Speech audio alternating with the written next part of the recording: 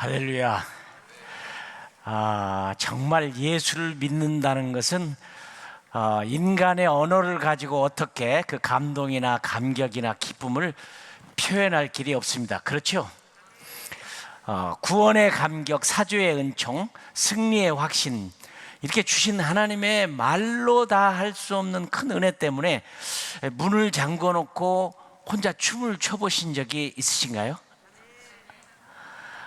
많이 있으리라고 생각합니다. 그런데 제가 많은 교회에 가서 이런 질문을 했는데 정말 너무 감격스러워서, 내가 예수를 믿다니, 그 하나님의 비밀을 알게 되다니, 그 엄청난 하나님의 섭리를 알게 되다니, 그런 감격 때문에 문을 잠궈 놓고 춤을 춰본 분들이 많이 없더라고요.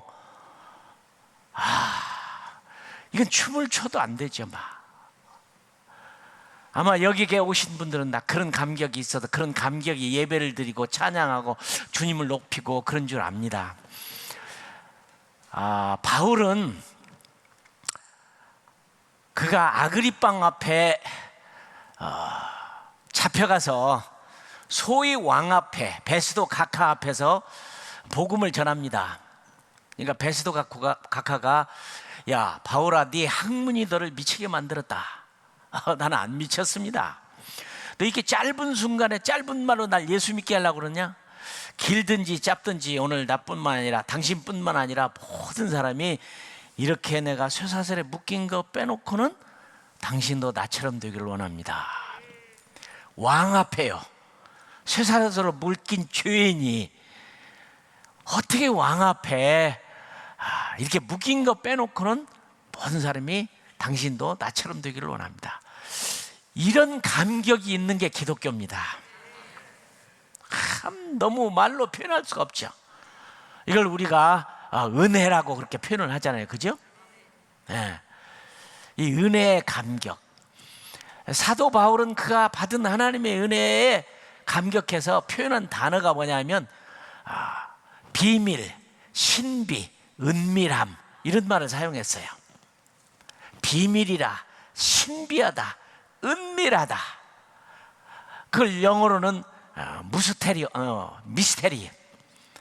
별로 쓰는 단어가 아님에도 불구하고 이 사도 바울은 자기가 받은 감격과 하나님의 그 은혜의 섭리를 표현할 방법이 없으니까 미스테리라는 말을 사용해요. 헬란 말은 무스테리온, 비밀, 신비, 은밀함. 이 구원의 결국은 참 우리가 하나님의 나라에서 영원토록 행복하고 기쁜 가운데 그를 찬양하는 것이고, 믿음의 결국은 구원을 이루는 것인데, 정말 문을 잠궈 놓고 춤을 안 춰봤다. 한번 곰곰이 이 밤에라도 문을 잠궈 놓고 춤을 한번 춰보세요. 내가 구원받았다, 죄 용서를 받다, 하나님의 자녀가 됐다, 영생을 얻었다. 이건 정말 어떤 것으로도 얻을 수 없는 것이에요. 이 신비스러움. 그래서 인간은 하나님을 만나서 구원해 보려고 별 종교를 다 만들었어요. 그러니까 종교라는 것은 어떤 의미에서 다 좋은 것들입니다.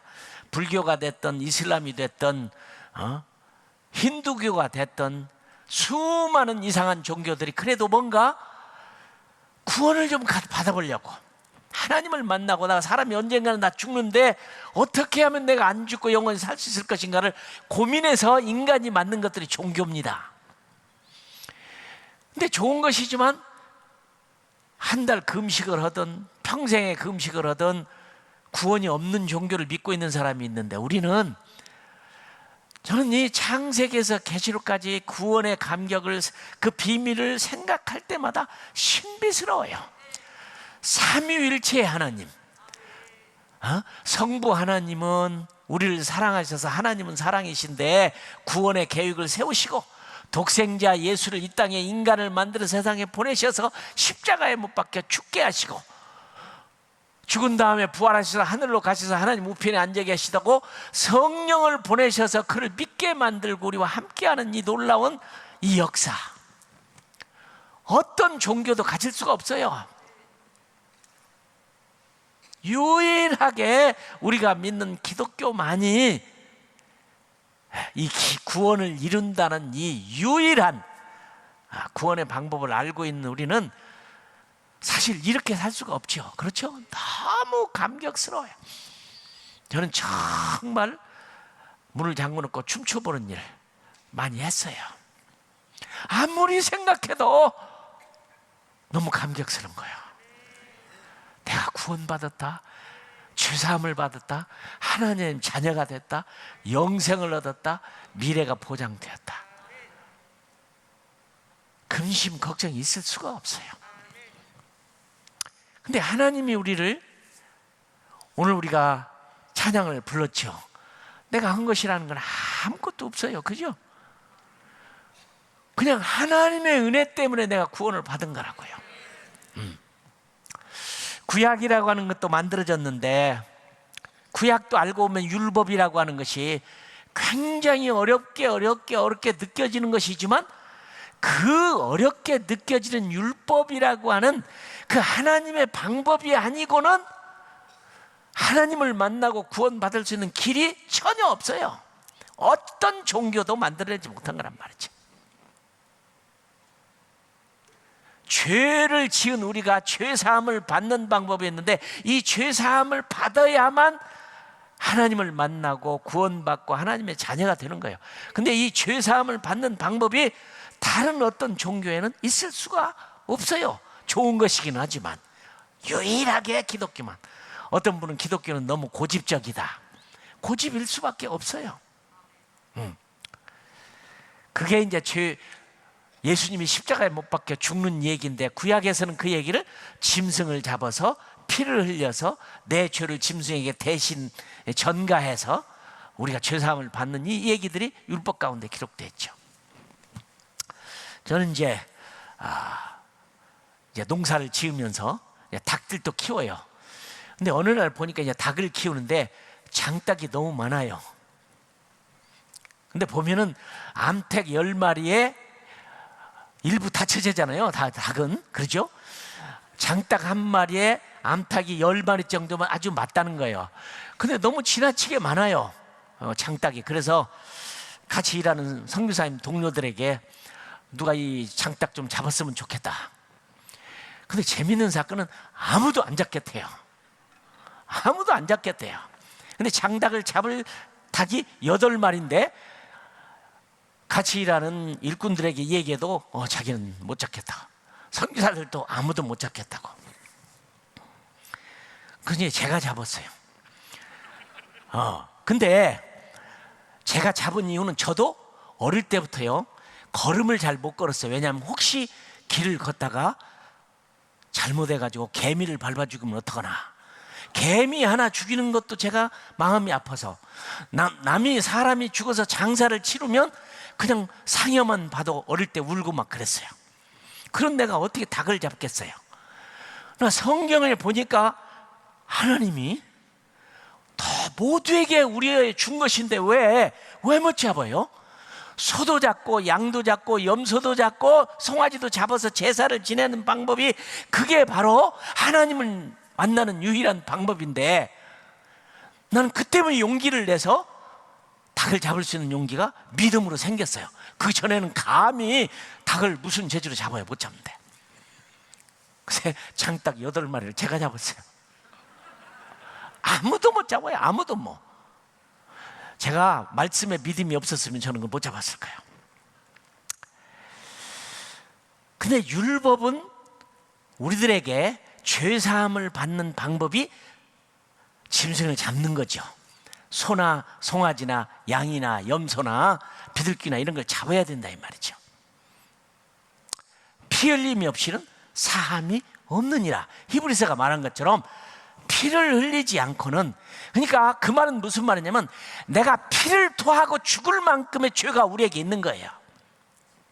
우리는 당연히 막 피를 흘리고 죽어야 할 만큼의 무서운 죄가 우리 가운데 있는데, 그 동물이 대신해서 피를 흘려서 죽어줌으로 말미암아 그게 임시로 죄용함을 받는 건데, 세상 죄를 지어가는 보라 하나님의 어린 양이로다. 그렇죠? 피 흘림이 없이는 사함이 전혀 없는 거예요. 그런데 하나님을 만나는 방법, 교제하는 방법, 화해하는 방법, 죄사함을 받는 방법은 네 가지의 제사가 성경에는 있죠. 그렇죠? 번제, 목을 자르고 다리를 자르고 팔을 자르고 각을 떠서 내장을 다 꺼내서 불로 태워서 드리는 사죄를 얻는 번제. 그래서 어떤 분은 기독교는 무시무시하다, 너무 피해 종교다. 맞습니다. 피해 종교일 수밖에 없는 거예요. 응? 피보다 더 심한 죄를 졌던 우리들에게 용서함을 받을 수 있는 유일한 길은 바로 그거예요. 피가 생명이고. 그렇게 해서 번제를 드림으로 죄 용서를 받을 수 있어요. 그게 소가 됐든 송아지가 됐든 양이 됐든 염소가 됐든 닭 한 마리도 못 잡는데 어떻게 번제. 저는 그리고 오랫동안 내가 죄를 졌을 때 소를 한 마리 끌고 간다든지 송아지를 한 마리 끌고 간다든지 하면 제사장이 대신 죽여서 내 대신 송아지를 죽여서 피를 흘려서 죄 용서함 받게 해주는 줄 알았어요. 아닙니다. 끌고 간 사람이 잡아야 돼요. 끌고 간 사람이 잡아야 돼요. 제사장은 제사장으로 들은 제사가 따로 있고, 우리가 개인적으로 죄를 졌을 때 짐승을 가지고 하나님께 잡으려면, 그러니까 남자나 여자나 성년이 될 때까지는 상관이 없어요. 12살이나 13살.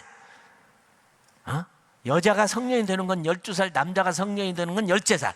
그러니까 그때까지는 안 잡아도 되지만 그 이후에는 13살 먹은 소년이 죄를 졌다.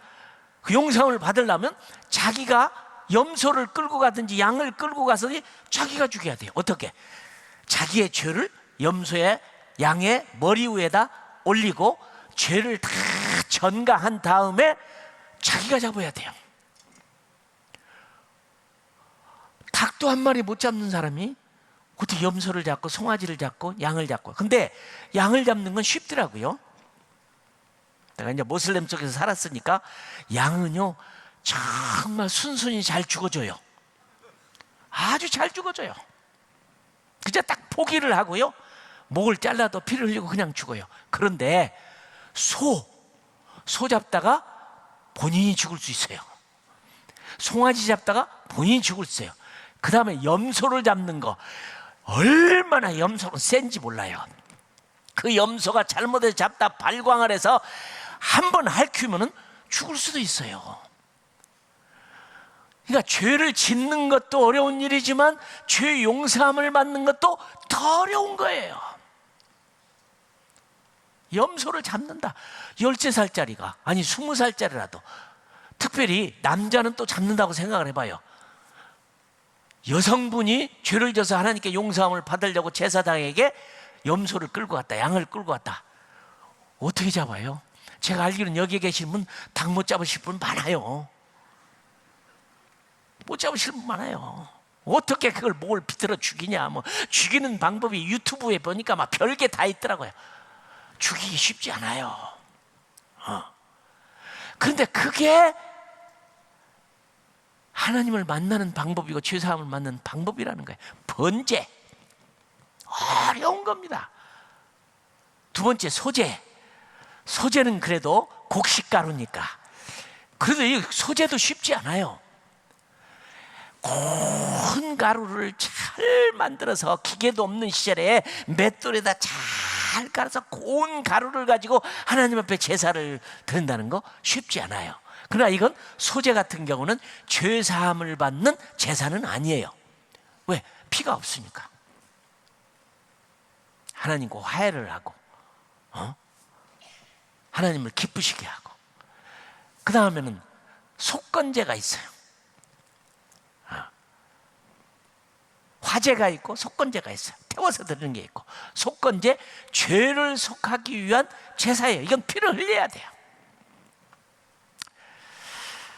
지금도 유대인이나 모슬렘들은 양을 잡아요. 그런데 얼마나 어려운 일이냐. 사하라 사막 같은 데는, 사막에 사는 분들은 풀이 없어요. 그런데 양을 키우고 염소를 키워서 1년에 한 번이라도 금식기도 끝난 다음에는 토바스키라는 때가 되면 그 양을 잡아서 자기의 신에게 드려야 되는데, 그러니까 다 양들을 키워요. 돈 많은 사람은 아주 좋은 양을 잘 키우기도 하는데 풀이 없는 데서 어떻게 했을까? 제가 사우디아라비아에 가서도 그게 의문이었어. 이 풀도 없고 아무것도 없고 조각목밖에 없는 이 광야에서 어떻게 소를 키우고 어떻게 양을 키우고 염소를 키워서 제사를 드렸을까? 그래서 아프리카 같은 데 사하라 사막들은 어떻게 하냐면 풀이 없으니까 이웃 나라에서 빈 박스를 수입해요. 빈 박스는 나무로 만든 거잖아요. 나무를 갈아서 만든 거잖아. 그걸 찢어서 먹여가지고 양을 키워서 염소를 키워서 1년에 한 번 자기 신들에게 제사를 드리는 거예요. 피를 흘려서. 얼마나 어려워요. 근데 이런 방법이 아니고는 도무지 용서받을 길도 없고 하나님을 만날 길도 없고 화해를 할 수 있는 길도 없고 축복을 받을 수 있는 길도 없고 자기가 살아남을 수 있는 길이 없어요. 이게 율법이에요. 소가 대신 죽어줘야 되고 송아지가 대신 죽어줘야 되고 양이 대신 죽어줘야 되고 염소가 대신 죽어줘야 된다. 정말로 힘들어요. 이것이 죄 용서함을 받는 거란 말이죠. 번제, 소제, 화제, 속지제, 속건제, 죄 용서함을 받는 유일한 길이에요. 피 흘림이 없이는 죄사함이 없어요. 나는 구약 시대에 태어나지 않은 게 어떻게 고마운지 몰라요. 그 다음에 또 하나는 내가 구약시대 레위인으로 안 태어난 게 막 너무 고마워요. 그 날마다 양을 잡고 소를 잡고 피를 흘리고, 그걸 때로는요 잘못 제사를 지나까 아론의 두 아들은 다른 불로 제사를 드리다가 본인이 불타 죽어버렸다고. 엘리 제사장의 두 아들도 잘못 제사를 드리다가 두 아들이 한꺼번에 죽임을 당해버렸어요. 무섭단 말이죠 이게.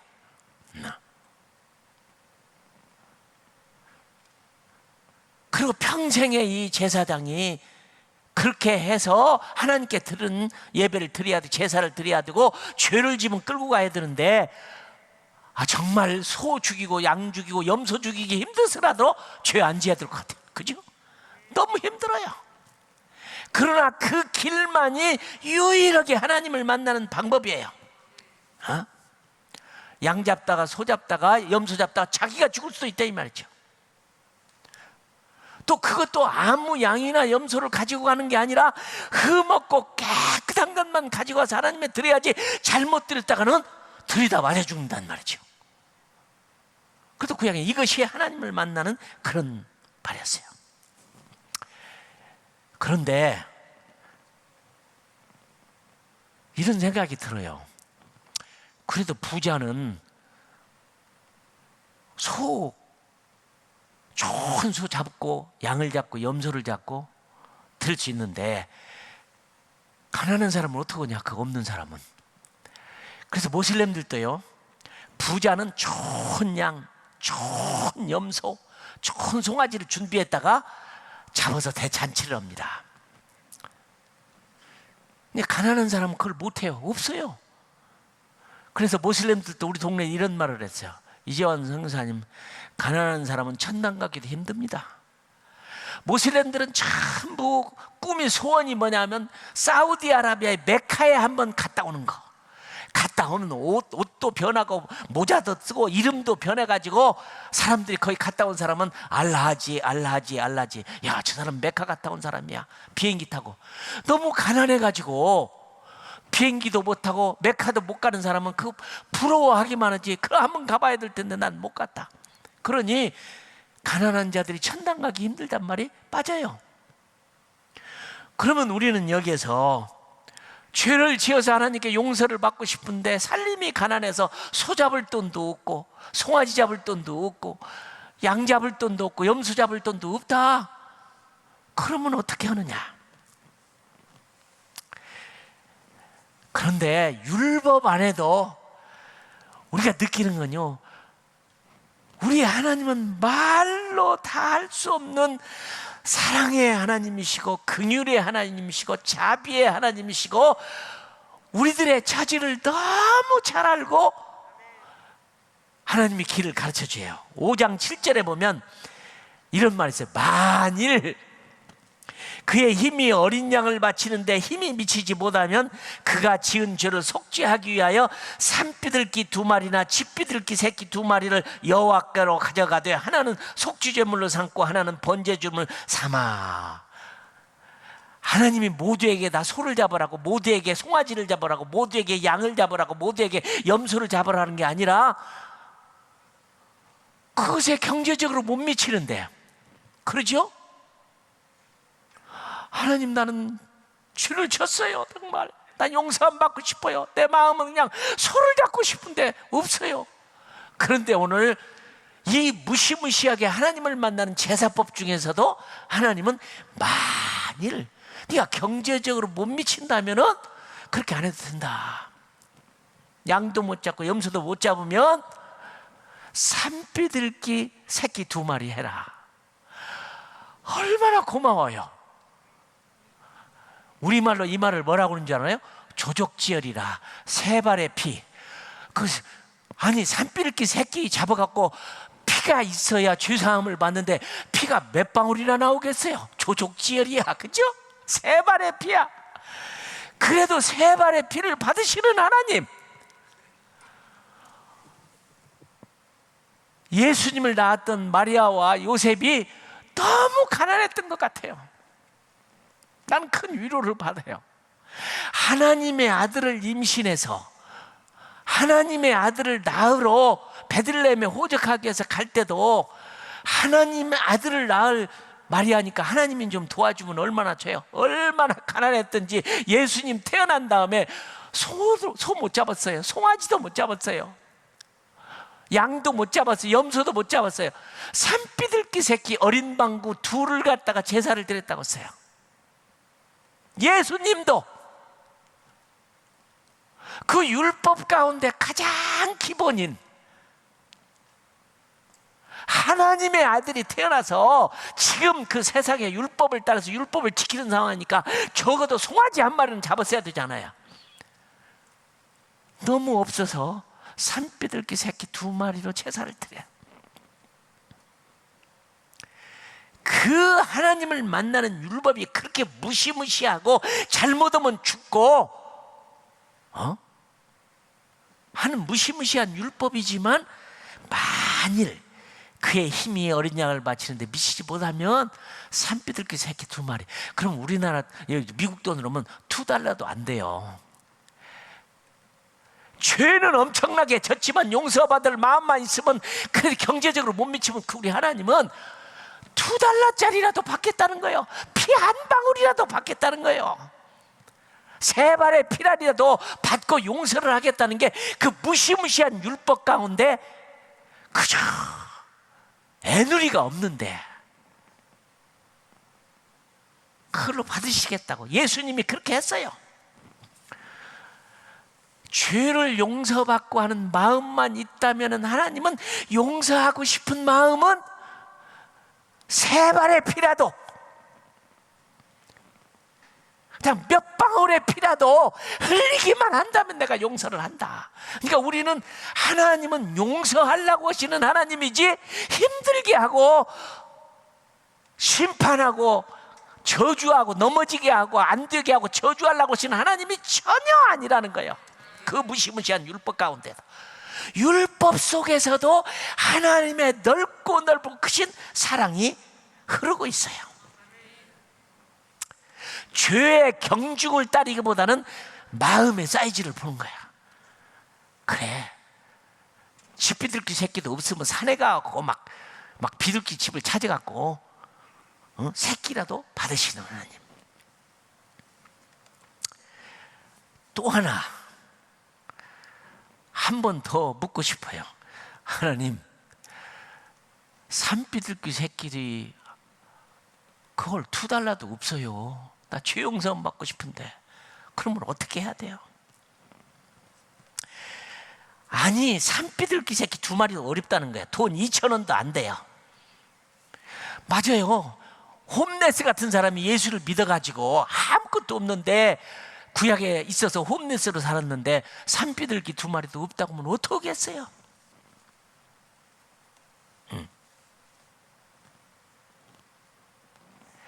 가난한 자는 염소도 없고 양도 없고 송아지도 없고 그런 사람은 어떡하냔 말이죠. 그런데 5장 11절을 보니까 또 만일이 있어요.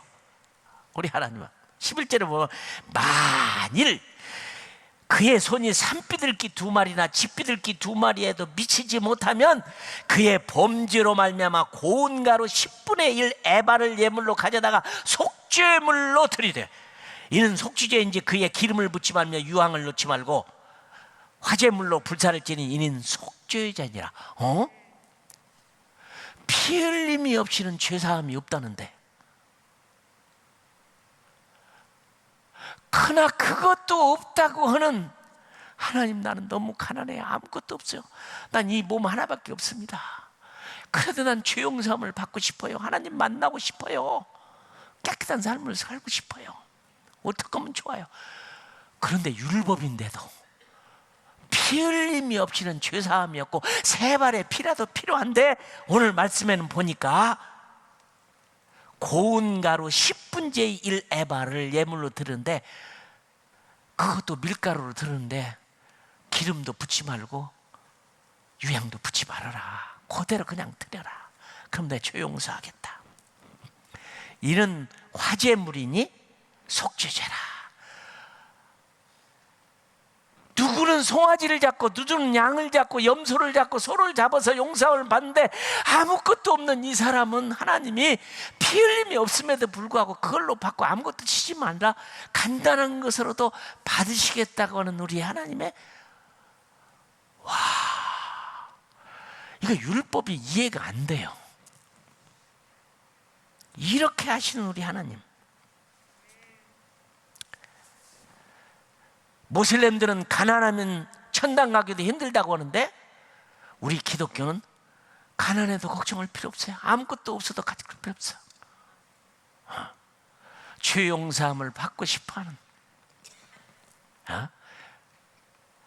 그 마음만 주님에서 나간다면, 번제가 없어도 소제가 없어도 화제가 속죄가 속건제가 없어도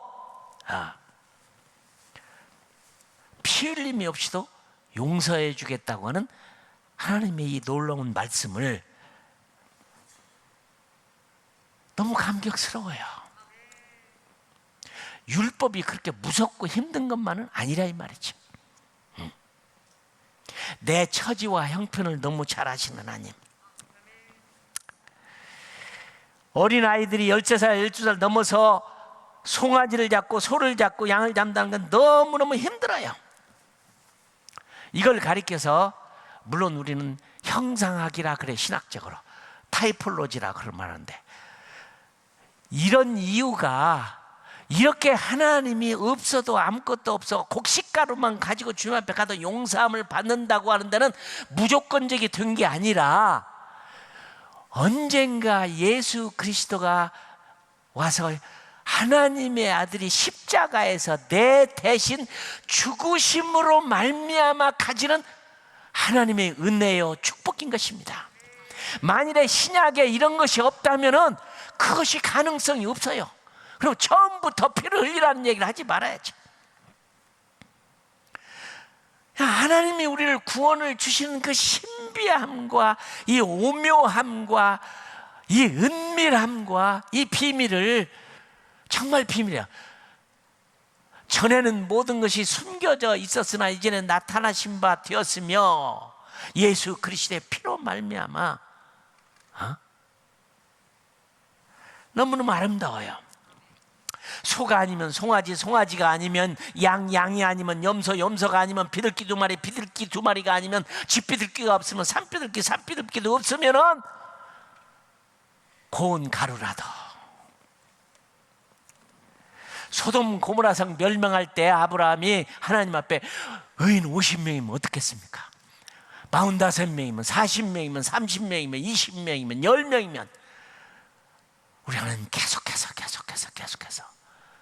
그런데 왜 아브라함이 한 명만 있어도 해주지 않겠습니까? 라고 묻지 않았을까요?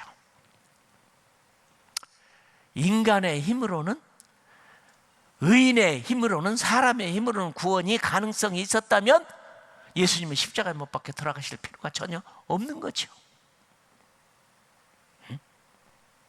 이 하나님이 뱉은 구원의 감격. 그런데 또 한 번 전 질문하고 싶어요. 하나님 죄송합니다. 곡식가루도 없으면 어떡할까요? 아니, 해대도 너무하지, 그죠?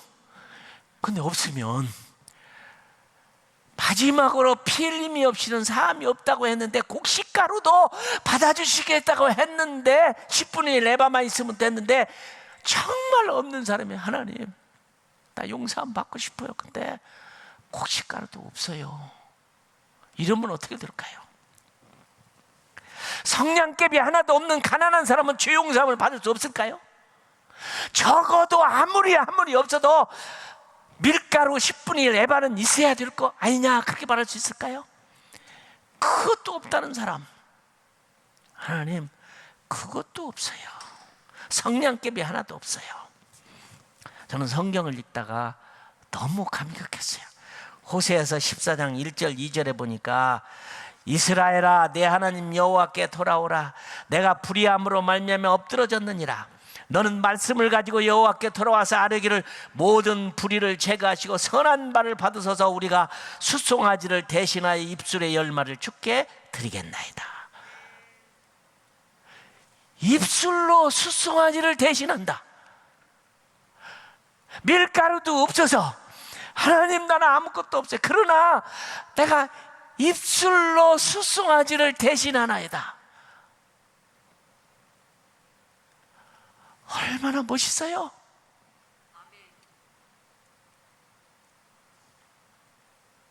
하나님 앞에 무릎 꿇고 기도하고 제사장에게 찾아가서 죄 지은 대로 소를 바치든 송아지를 바치든 양을 바치든 염소를 바치든 없으면 비둘기 새끼를 바치든 아니면 그것도 없으면 고운 가루 10분의 1을 드리든 그것도 안 되는 하나님의 사람에게 돌아오기만 해라.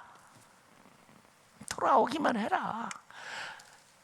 내가 말씀을 가지고 주 앞에 나간데 입술로 숫송아지를 대신해도 받으시겠습니까? 받으신다는 거예요. 주님 나는 아무것도 없어요. 저는 죄인입니다. 맞아 죽을 사람입니다. 죄인 중에 괴수입니다. 하나님 저를 용서해 주세요. 그걸 용서하시고 받으시는 우리 하나님의 넓고 넓은 마음. 죄를 가지고는 구원받을 수 없지만 그 죄를 어떤 죄가 되든지 그 죄를 용서할 수 있는 방법을 가르쳐주는 기도, 이것이 뭡니까? 회개의 기도죠. 회개의 기도죠. 그런데 이 기가 막힌 복음이 누가복음 24장 44절에 보면, 이하에 보면 누가를 통해서 가르쳐주는 것이 모세의 글과 선지자 글과 시편에 나에 관하여 기록된 모든 것이 이루어져야 하리라. 죄 사함을 얻게 하는 회개가 모든 족속에게 전파될 것이 기록되었으니 이 모든 일에 너희 증인이라. 선교를 왜 하는 것일까요?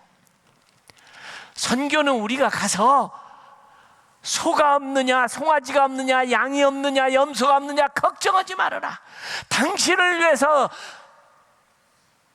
예수 그리스도의 하나님의 아들이 십자가에 당신을 위해서 죽으셨으니 죄를 깨닫고 죄 사함을 얻는 회개가 모든 족속에게 전파될 것이 기록됐으니 우리는 선교하러 가는 이유가 저 그 방법을 몰라서, 구원받는 방법을 몰라서, 어떻게 죄사함을 받는 방법을 몰라서, 하나님을 만나는 방법을 몰라서 그것은 유일하게 죄를 깨닫고 회개하는 자들에게 주시는 하나님의 은혜를 선포하게 가는 거예요. 죄사함을 얻게 하는 회개가. 그래서 선교의 꽃은요 회개입니다. 회개는 뭐냐? 부흥이에요. 참 역사적으로 보면요 정말 주님을 만나는 사람들, 여러분도 그랬죠. 주님을 만나는 순간에 내가 죄인인 것을 깨닫고 우리는 막 눈물, 콧물, 막 땀방울 다 흘리며 범벅이 된 가운데 주 앞에 엎드려서 그렇게 회개합니다. 미국 사람이 됐든 영국 사람이 됐든 유럽 사람이 됐든 아프리카 사람이 됐든 예수를 믿고 죄를 깨달으면 동일하더라고요. 막 눈물, 콧물, 침 다 흘려가면서 딱 그 생각도 하지 않고 통곡하며 눈물을 흘려요.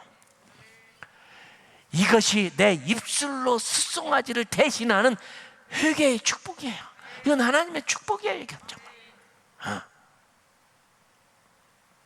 예수를 믿게 만들고 예배자를 만든다는 건 저희들이 죄를 깨닫고 회개하고 하나님 앞에 용서함을 받는 이것입니다. 하나님이 샘플로 보여준 게 구약 성경 가운데 보면은 요나서예요. 안 간다고는 요나를 억지로 보내서 가서 사흘 길을 돌아야 되는데 딱 하루. 어제 제가 말씀을 할 때 놀랍게도 하나님이 오늘날 우리에게 이 율법의 말씀을 가르쳐 주기 위해서 430년 종살이하는 동안 누가 공부를 해서 글자를 알았겠어요? 그 모세를 한 사람을 그 미래를 위해서, 지금 우리를 위해서 어린 바구니에 담아서 어린아이를 공주의 눈에 띄게 만들어서 왕국에 들어가서 40년 동안 최고의 교육을 받아서 하나님의 계시의 말씀을 받아서 오늘날 율법서를 우리에게 전해주기 위해서 한 사람 공부를 시켜서 시내산에서 십계명 율법 율례를 다 받아서 우리들에게 전해주는 놀라운 일을 한 것처럼, 왜 안 간다고 하는 요나를 그렇게 억지로 그 니느웨 성에 보낸 이유를 난 알아요. 이유가 있었어. 요나는 아시리아 언어를 할 줄 아는 사람이었어. 통역 세워서 복음 전하지 않았어요. 배에서 외국 사람과 만나서도 커뮤니케이션이 다 금방 가능했어요. 폭풍우 가운데 그 사람 찾아갖고 통역을 했겠어요? 그냥 선교사가 다른 언어를 배워서 복음을 전한다는 건 얼마나 놀라운 일인지 몰라요. 요나가 아시리아 말을 할 줄 알았기 때문에 하나님은 그를 사용해서 키웠고 보내셔서 딱 하루 복음을 전했는데 무슨 일이 벌어졌냐? 왕부터 시작해서 모든 사람이 베옷을 입고 죄를 뒤집어 쓰고 눈물로 통곡하며 회개했을 때 니느웨 성이 집단 회심이 일어났던 선교의 아름다운 모습을 이미 보여준 거예요. 이 지구상에서 역사 가운데 이런 큰 눈물의 회개가 일어났던 게 첫째는 저 영국 땅에 일어났던 이반 로버츠, 탄광에서 일하는 한 젊은 27살의 젊은이를 통해서 그렇게 기도하고 부흥을 위해서 그렇게 기도하더니 큰 부흥이 일어났어요. 이것이 1905년도 1906년도에 미국에서는 또 어떤 일이 벌어졌느냐? 저 캔사스시티에서 큰 부흥도 일어났고 텍사스에서 일어났는데 윌리엄 조셉 시무어라는 흑인이 있었어요. 어느 날 하나님이 그를 불러서 너는 복음 증거자가 되라. 나는 그거 못합니다. 나는 흑인입니다. 나 같은 노예 출신이 뭘 하겠습니까? 그러다 어느 날 열병으로 눈 한쪽 눈 시력을 잃게 되면서 막 하나님께 빌고 가겠습니다. 그래서 이 눈 한쪽 실명을 한 윌리엄 조셉 시무어가 신학교에 갔더니 신학교 교장이 그러는 거예요. 베델 신학교라는 신학교인데 우리 학교는 흑인을 받지 않는다. 세상에 과거에 미국도 이렇게 복음주의적이 안 했어요. 흑인이 신학교 가서 공부를 해서 하나님의 종이 됐다는데 흑인을 못 받는다는 거예요. 그러니까 그분이 그래요. 그러면 교실에서는 난 공부 안 할 테니까 교실 밖에 창문 밑에서 의자만 하나 놔주면 거기서 공부를 할 테니까 날 받아달라고 해서 받아줬어요. 그렇게 공부를 해가지고 그 사람이 처음에 선교지로 부음해서 LA 땅에 왔고 아주사, LA에 가면 아주사 스트릿이잖아요. 거기 와서 처음으로 부흥했을 때 막 놀라운 성령의 역사가 일어났잖아요. 이것이 1906년대에 일어났던 아주사 부흥운동이에요. 얼마나 교회가 뜨겁게 난리가 나고 경례하고 막 병자가 났고 방언이 터지고 막 그냥 놀라운 성령의 역사에 나니까 막 그냥 부랴부랴해서 소방차가 불 끈다고 왔다고 하잖아요. 지금도 있는 보니 브레라고 하는 스트릿에서 일어났는데 그분은 그날 설교를 하고 성령 받으라는 설교를 하고 이단 소리 들어가서 쫓겨나고 집에 와갖고 한 10명 모여갖고 저녁에 또 예배를 드리다가 그때 성령이 10명 중에 7명이 막 방언이 터진 거야 막 그냥. 근데 참 재미있어요. 성령 받으라고 외친 윌리엄 조세 시무어 목사는 본인은 경험하지 못했어. 근데 다른 사람들이 다 경험을 했어. 그래서 전 세계에 이런 펜티코스트라는 운동을 하는 분이 보니브레에 있는 그 오순절 역사가 일어난 그 집이 지금 기념관들이 있는데 그 집에 다 왔다 갔다 말이죠. 부흥이에요. 회개 운동이 일어나고, 이 회개라는 축복입니다. 눈물 콧물 흘린다는 게 말이죠. 그래서 마지막 때에도 하나님이 이루는 역사가 뭐냐? 말세에 나의 영을 모든 육체에 부어주리니 회개의 역사가 막 일어납니다. 성령의 역사가 막 일어나는 거예요.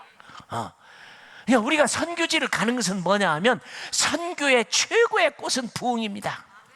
저도 감비아에서 들마다 기도를 하는데 어느 날 그냥 갑자기 막 성령이 막 바람에 부니까 막 쓰러지던데 막 모두가 땅바닥에 막 기어다니고 울고 불고.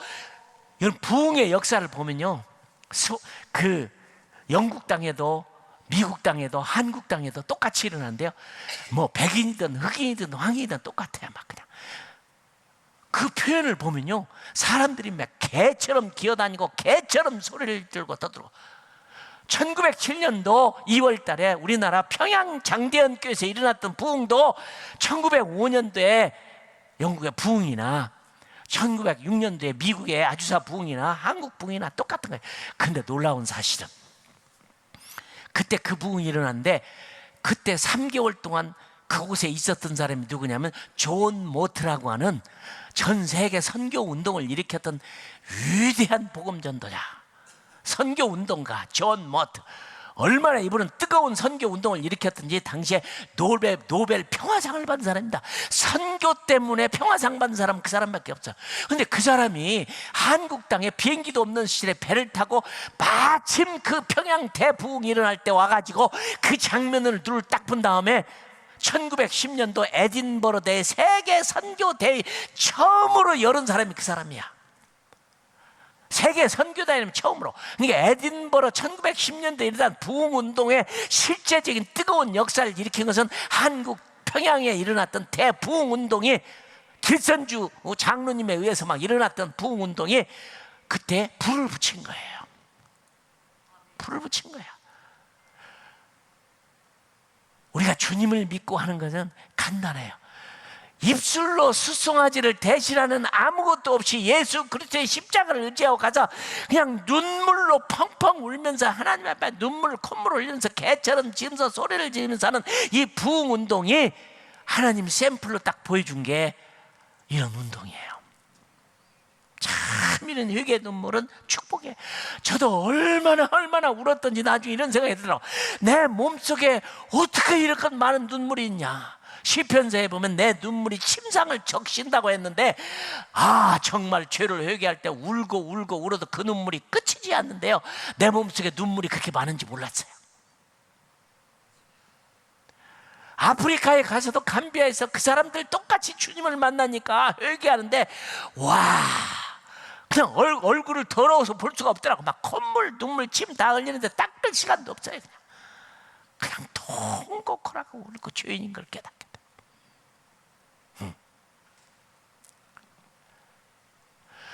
율법이 소가 있어야 용서를 받고, 송아지가 있어야 용서를 받고, 염소가 있어야 용서를 받고, 아니 비둘기 새끼라도 세 발의 피라도 흘려야 용서를 받지만, 우리 하나님은 그 무서운 율법 가운데서도 입술로 수송아지를 대신하는 자를 받으시는 우리 하나님, 그것은 예수 그리스도의 십자가에 죽으신 그분 때문에 가능하단 말이에요. 이게 선교의 중요한 거예요. 선교의 꽃은 부흥입니다. 사실은 선교사는 그 땅에 부흥이 일어나기 전까지는 선교지 떠나지 말아야 돼요. 똑같이 일어나요. 똑같이 일어나. 하나님이 용서를 말할 때 베드로가 질문했어요. 몇 번까지 용서해 주냐? 70번에 7번이라도 계산해보면 77이 49, 490번이에요. 그죠? 491번째는 어떨까요? 70번씩 7번이니까, 그죠? 490번은 용서해 준다는 거잖아요.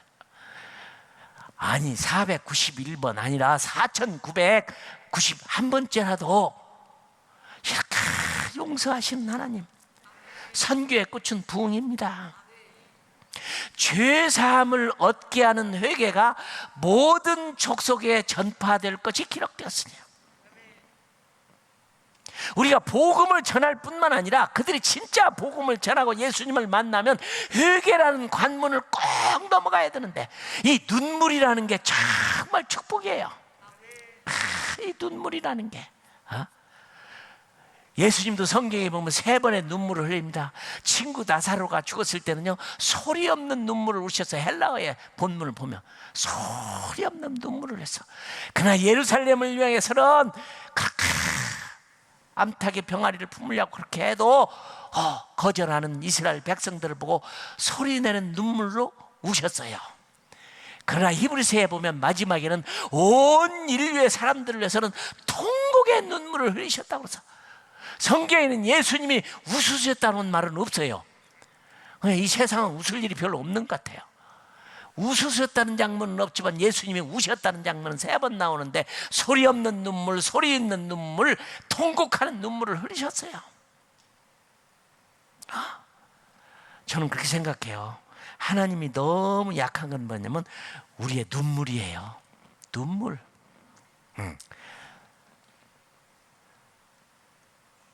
저기 하용준 목사님이 재밌는 얘기를 한번 하시더라고요.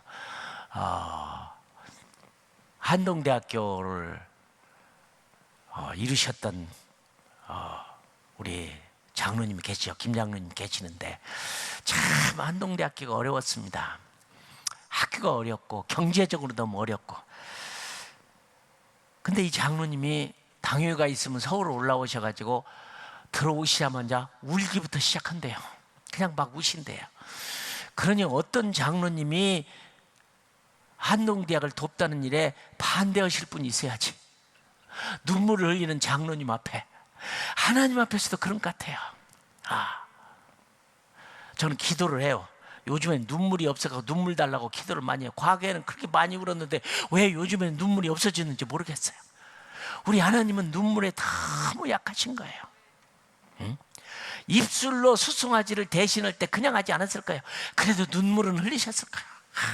주여, 나는 잡을 소도 없고 잡을 양도 없고 염소도 없고 비둘기 새끼도 없지만 주님, 내가 입술로 수송아지를 대신하니 내 회개를 받아주세요. 회개 운동입니다. 하나님이 이미 보여주신 거예요.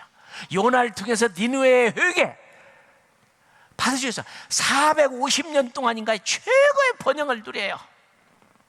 450년 동안 그 눈물로 회개했던 조상들 때문에.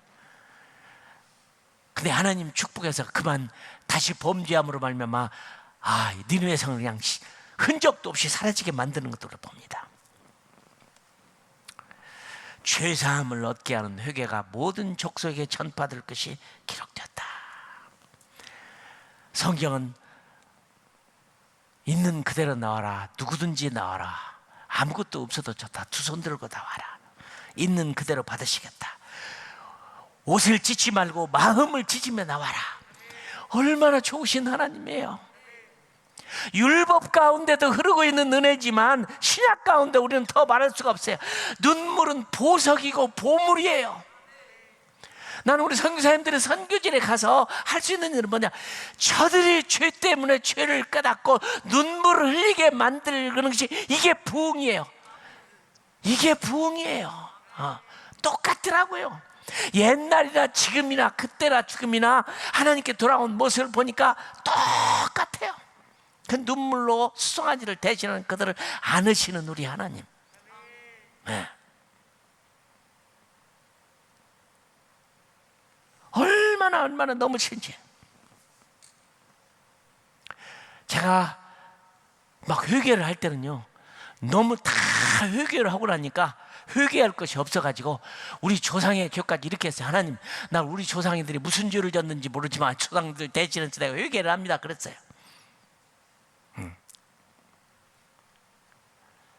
율법 가운데 존재하는 하나님의 긍휼하신 그 넓은 은혜.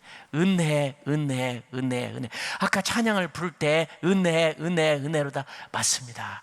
그러니까 우리가 베풀어 주시는 하나님의 은혜는 값싼 은혜가 아니에요. 엄청나게 비싼 은혜예요. 구약에 있었다면 그렇게도 죄사함 받기 힘들 만큼 그렇게 나아갈지라도 하나님이 그를 용서하고 받으셨는데, 오늘날 우리들에게는 이 선교의 복음, 이 회개의 복음을 만방하게 전하는 거예요. 어떤 죄를 졌느냐, 무슨 일을 했느냐 상관하지 말아라. 예수 그리스도가 십자가에서 당신을 위하여 못 박혀 피 흘려 돌아가셨다. 그분만 믿기만 한다면, 유대인들이 지금도 양을 잡아요, 소를 잡아요. 모슬렘들이 지금도 양을 잡고 소를 잡아요. 가난한 아프리카 사람들, 사하라에서 풀도 없고 아무것도 없는데 그 신들에게 바치려고 옆 나라에서 빈 상자를 갖다가 찢어서 그걸 먹여서라도 사서 그걸 잡아서 드리고, 그들이 입으로 말하기를 가난한 자는 천당 가기도 힘들다.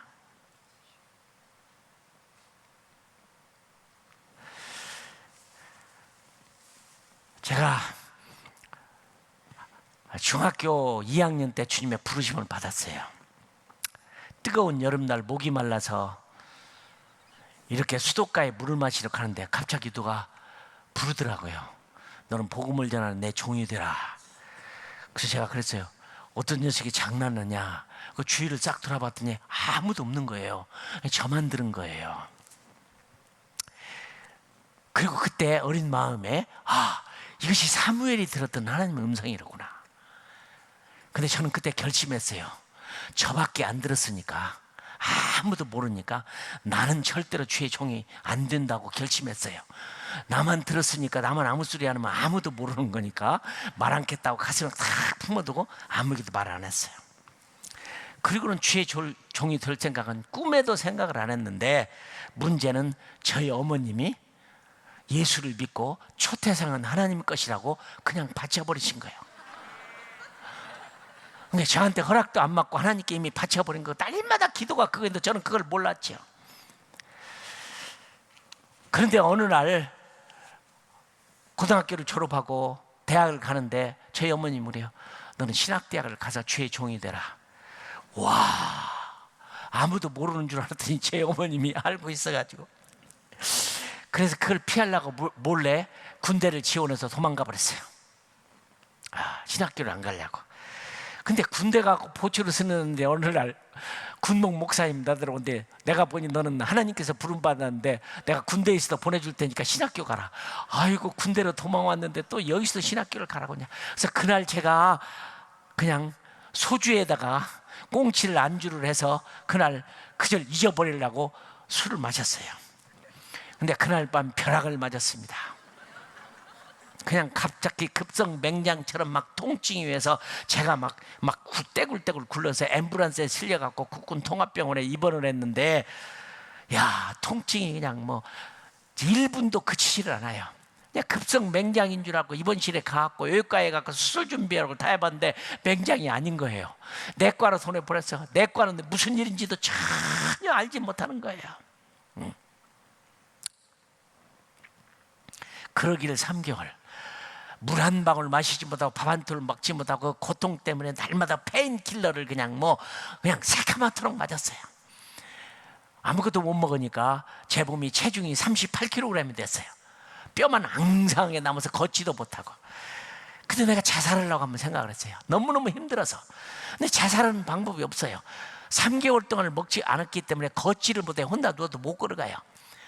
누가 휠체어에다 실어서 밀고 가지 않는 한, 화장실에 갖다 앉혀놓으면 일어나지도 못해요. 근데 죽는 방법이 없었어요. 어떻게 죽을까? 칼을 주어도 칼을 찌를 힘이 없어요. 아예 힘이라는 게 없어서 이렇게 찌를 수가 없었어요. 근데 아침이면은 아이비라는 거 있죠. 링겔이라고 불리는 거. 옛날에 유리병에 들어있던 아이비를 빨간 색연포로 1, 2, 3, 4, 5, 6, 7, 8까지 가는 거예요. 그걸 맞는 거예요. 하루 종일 고통스럽게. 그래서 죽는 방법을 내가 생각했어요. 이러면 죽겠다. 못 움직이고 먹을 약도 없고 칼도 없고 찌를 힘도 없으니까 죽는 방법은 숨을 안 쉬면 죽겠지. 제가 죽는 방법으로 숨을 멈춰버렸어요. 안 쉬어버렸어요. 근데 여러분 그러지 마세요. 신기한 경험했어요. 숨을 안 쉬는데도 안 죽어요. 아무 불편함도 없어요. 아무 일도 없어요. 그때 내가 언뜻 생각해, 나는 죽을 수도 없는 모양이다. 그리고 불편해서가 아니라 죽을 수도 없으니까 그냥 숨을 쉬었어요. 근데 어느 날 어떤 여자 집사님이 병원을 왔다가 저를 보고 기도해 주러 왔는데, 당신 왜 하나님의 부르심이 있는데 거역하고 이렇게 매를 맞고 있느냐, 회개하고 빨리 돌아서라고. 그때 그분의 이 얘기를 듣고 주님이 불렀던 생각이 났어요. 중학교 2학년 때 정말 하루 종일 통곡하며 회개를 했어요. 하나님 저를 부르셨는데 군대로 도망왔고 안 가려고 했고, 군목 목사님이 가라고는 신학교도 안 가려고 이렇게 했는데, 이제 살려주시면 저는 가겠습니다. 그렇게 회개의 기도를 눈물로 하루를 딱 하고 했는데, 그렇게 나를 괴롭히던 3개월, 하루에 8병의 이 링게를 맞았으니까 3개월 동안 몇 병을 맞았습니까? 남의 피를 3번이나 수혈을 해서 피를 맞고 살았어요. 그런데 이미 그때 의사는 저를 사형 선고를 내렸어요. 더 이상 살 수 없다. 무슨 병명인지도 모르고 방법도 전혀 모르는데. 근데 딱 회개하고 나니까 마치 도르코 면둘라로 뚜부를 자른 것처럼 딱 끝나버리더라고요. 그렇게 나를 괴롭히던 그것이 그날로 딱 끝나버리더라고요. 그때 의사였던 안득수 박사가, 아니 이렇게 쉬운 걸 내가 왜 몰랐지? 그리고 딱 짚어보더니 그 병명이 뭐냐면 만성 췌장염, 영어로는 팬크라타이티스라고 하는 췌장염이 그렇게 나를 괴롭힌 거예요. 근데 그렇게 쉬운 병을 아무도 별짓 다 하고 엑스레이를 찍고 뇌검사를 하고 피검사를 하고 다 들여다보고 다 해도 하나님이 막으시니까 안 보이는 거예요. 그때 내가 눈물로 회개하고 기도했을 때 딱 그날로 그쳐버렸는데, 그때 저를 치료했던 그 의사가, 안득수 박사는 전북대학교 의과대학 병원 원장님이셨어요. 그 후로 제가 그 병원을 방문하면 의사 간호원들을 다 모아놓고 이분의 얘기를 들으십시오. 나는 그렇게 가까이 계시는 하나님을 이분 때문에 나는 멀게만 생기다가 그 주님을 만났는데, 그 주님 이런 분입니다. 의사와 간호원들을 모아놓고 저를, 환자를 세워놓고 전부들의 복음을 전하게 만들었어요. 그리고 치료를 다 받고 올 때는 봉투를 하나 받아갖고 와요. 치료비를 받아갖고. 이거 내가 왜 줍니까? 제가 지불해야죠. 선교사님 몸을 가지고 연구를 했으니까 제가 연구비를 드려야죠. 저는 가서 치료받고 돈 받아와요. 그래서 한국에 가면, 병원 가면 치료받고 돈 받아오는 사람은 저밖에 없을 거야 아마. 그분이 멋진 그리스도인이 됐어요. 이 회개, 이게 복음이에요. 이게 생명이에요. 이게 소망이에요. 어떤 죄도, 구약은 소를 잡아야 되고 양을 잡아야 되고 염소를 잡아야 되고, 그거 잡다가 내가 죽을 수도 있고, 잡는 일이 쉽지가 않아요. 내 죄를 전가해서 아사살 양처럼 대신해서 죽게 만드는 그것은 하나의 타이폴로지, 상징학인데, 신약에 와서 예수 그리스도가 하나님의 아들이 이 땅에 와서 나를 위해 십자가에 못 박혀 죽으심으로 말미암아 믿기만 하면, 소를 10,000마리, 100,000마리, 100,000마리 드린 것보다도 예수님 한 분 때문에, 나는 밀가루가 없어도 돼요, 그것도 없을 때 하나님은 그저 입술로 수송아지를 대신하고 내 입술로 들은 회개, 만일 우리가 우리 죄를 자백하는 저는 미쁘시고 의로사 우리 죄를 사하시며 모든 불의에서 우리를 깨끗게 하실 것이요.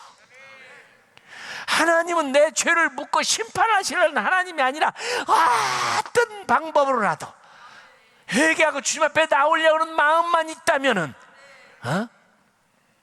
그에게 회개하는 영을 주어서 죄인인 것을 깨닫고 양과 소를 잡을 필요 없이 주 앞에 나오면 깨끗이 죄 양삼을 받으시는 하나님. 이렇게 좋은 복음, 이것이 선교라는 방법을 통해서 죄사함을 얻게 하는 회개가 모든 족속에게 전파될 것이 기록되었으니 이 모든 일이 너희 증인이라. 이 회개의 역사는 한국이나 미국이나 영국이나 온 세상의 아프리카 사람이나 동일하게 그렇게 일어나더란 말이죠.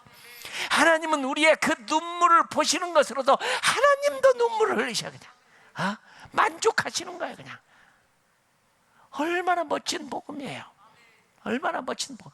그런데 이 이야기를 누구들에게도 전하지 않아서 듣지 못해서 구원을 못 받는 사람이 이 세상에 있다면 큰일 나는 거죠. 그래서 선교가 있는 거죠. 응? 그래서 선교가 있는 거예요. 너무 고마워요. 너무 고마워요. 우리 형제들이 기다리고 있던 사람들이었어요. 제가 어느 날 자동차를 타고 가는데 어떤 젊은이가 손을 들었어요. 그래서 태웠어요. 어디 갑니까? 그랬더니 바로 저 앞에 간대요. 그래서 이봐, 젊은 사람이 조금만 걸어가면 되는 5분 거리도 안 되는데 꼭 그렇게 차를 세워서 타고 가야 되겠나? 아이고, 죄송합니다. 사실은 저는 돈도 한 푼도 없는데 아주 먼 곳에서 돈이 없어서 여기까지 걸어왔는데 너무 지쳐서 세운 겁니다. 알고 보니까 제가 잘못한 거예요. 거기서 그만큼을 가려고 타려고 하는 게 아니라 아주 먼 데서부터 돈이 없는 젊은이가 걸어서 거기까지 와서 지쳐서 제 자동차를 세운 거예요. 그래서 그게 한 5분 거리도 안 되는데 제가 이 짧은 5분 안에 복음을 전해야 되냐 말아야 되냐, 그런 생각이 들더라고요. 저와 같이 사역했던 에마 윗세라 할머니는 그저 20대 젊은 나이에 미국에서 비행기도 없는 시절에 배를 타고 영국의 리버풀에 도착해서 거기에서 또 배를 타고 아프리카까지 몇 개월을 걸려서 아프리카 감비아까지 와서 나이 80에 이제 선교를 마치고 미국으로 돌아왔는데 80 될 때까지 아프리카에 사역했는데 한 명의 개종자도 못 얻었어요. 이렇게 선교가 어렵었죠. 이렇게 어려운 선교 모슬렘에 와서 저는 선교사로 왔지만 이런 분들은 그 한 사람도 개종을 못 시켰는데 나 같은 사람은 뭐 하겠나 싶어서 아예 뭐 거의 포기하고 살다시피 하는데 내가 이 5분 거리에서 이 젊은이에게 그냥 복음을 전했다고 해서 예수를 믿겠는가? 그러나 성경 말씀이 생각이 나더라. 때를 얻든지 못 얻든지 복음을 전하라. 그래서 내가 그랬어요. 내가 잘못했네. 그래. 그러나 나 이 짧은 거리지만 당신에게 복음을 좀 전하고 싶은데 예수님에 대해서 들어본 적 있나? 짧은 거리에 복음을 전했더니 믿겠다는 거예요. 아니, 이게 누구는 평생을 가서 복음을 전해도 안 됐는데 5분 거리도 안 되는 데에서 금방 전했는데 예수를 믿겠다는 거예요. 그래서 차를 세우고 그 젊은이가 예수를 영접했어요. 그리고 급해서 내가 어디에 있으니까 거기를 오라고. 근데 그 다음날 왔어요, 이 젊은이가. 근데 이 젊은이가 예수를 믿고 우리 신학교를 졸업하고 또 필리핀까지 유학 가서 다 마친 다음에 목사 안수를 받고 들어왔는데 얼마 전에 제가 일하는 농장에 오고 싶다고 해서 비행기표를 보내서 왔어요. 와서 일주일 동안 저희 또 갔는데 너무너무 놀랐어요. 아부 카마라는 이 젊은이가 개척교회를 40여 개를 했어요. 개척교회를 40여 개를 했어. 내가 물었어요. 너 그때 어떻게 예수를 믿었냐? 수십 년을 복음을 전하던 이슬람 속에서 모슬렘이 개종시키기 힘드는데 어떻게 했냐 하니까 자기는 모슬렘 가정에 태어나서 우리 아버지가 부인을 여러 번 얻었는데 보니까 막 그냥 이 부인 저 부인한 아들들끼리 시기 질투 싸움이 많이 있는데 그걸 보면서 어린아이인데요, 놀라운 일이야. 이 종교는 잘못된 거다. 언젠가 나는 진리를 들을 때가 올 것이라고. 어린 마음이지만 그 이슬람의 잘못이라는 걸 눈으로 보고 있었어요. 언젠가는 기다리고 있었어요. 누군가는 와서 이런 진리를 나에게 가르쳐 줄 것이라고 기다리고 있었어요.